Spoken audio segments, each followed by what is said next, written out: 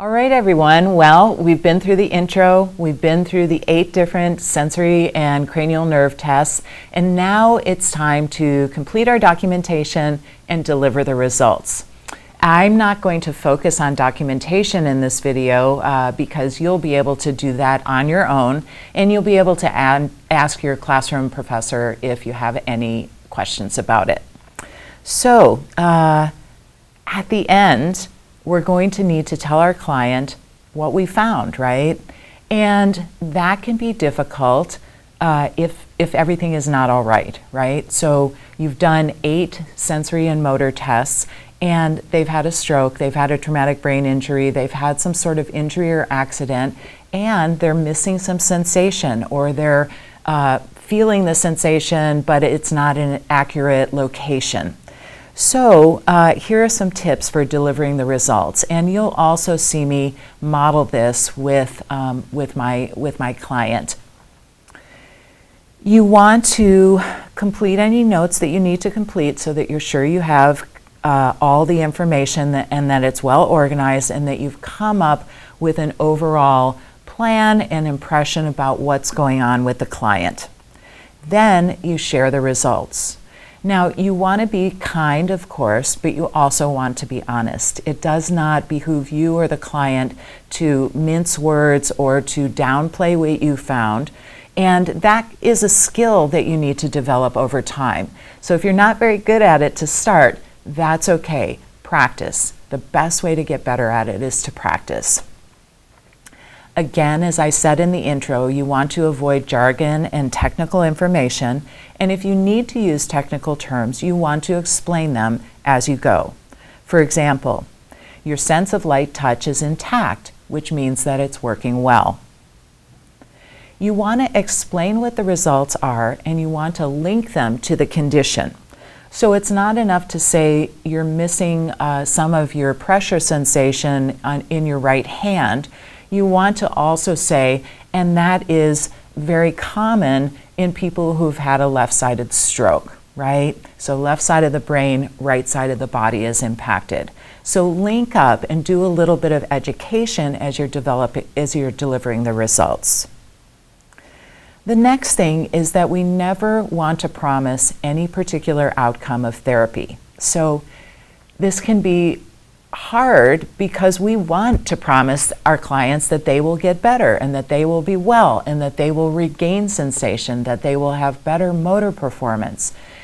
This urge is great as a therapist. However, it's very dangerous to act on it, because what happens if they don't get better and you've promised them that they will, right? That turns into a bigger issue than not promising to start with. So in lieu of not promising any outcome, what do? Well, what you can do, it includes a couple different things. You can let the client know that you'll be consulting with the team and developing a care and treatment plan, right? So you have a bunch of professionals who are experts in their field, and you're going to meet with them and come up with what you see as the best plan of intervention and way of moving forward. You can normalize the results by saying that this often occurs or sometimes occurs with folks who have had the particular condition, injury, insult that your client has had, and that you can let the client know that OT regularly works with people who have this condition and have experienced their challenges, and OT can assist. You can also say, if it makes sense, that we can't guarantee any results, but we're going to do our very best to help you regain as much function as possible. So this bears summarizing. So first, let the client know that you're going to consult with the team and develop a plan of care. Second, normalize the results and link them up with the condition that they're experiencing. And third, let them know that OT regularly works with folks who are experiencing what they're experiencing, and that we will assist them as best as we can. Finally, you don't need to tell the client this, But be aware that we have 3 different approaches that we may use. I think that it's confusing for the client to hear this while they're getting their results, but basically we can help remediate the issue, in other words, regain function. We can also help the client to adapt to what's going on if it's not going to change, and to compensate for the challenge or disabling condition, again, in the event that it's not going to change. So as you're delivering the results, you can be thinking about that. Okay, so how am I going to help this client? And as you go through the therapeutic process, you can share more of that information with them. At the very end, you thank the client for their time, and you let them know that you'll be in touch soon, and you'll deliver more information, more background, and be ready to start therapy. You then ask them if they have any questions at all that you can help them out with, need any resources, or anything else that you can assist with, and then you're at the end of your appointment. Now that you've done all of the testing, taken your documentation, cleaned up, it's time to meet with your client to deliver the results.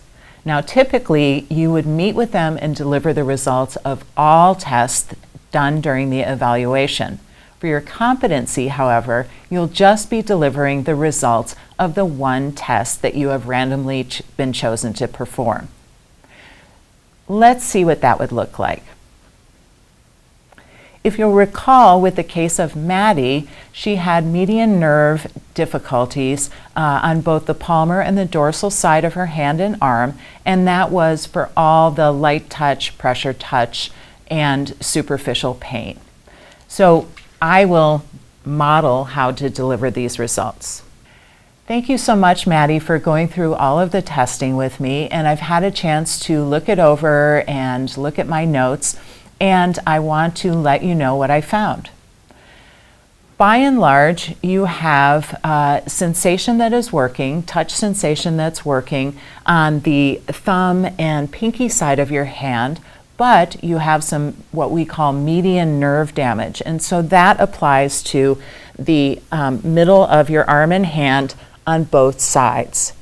This is very typical of your condition, and it's not outside the realm of what's pretty normal for folks that are going through what you've gone through.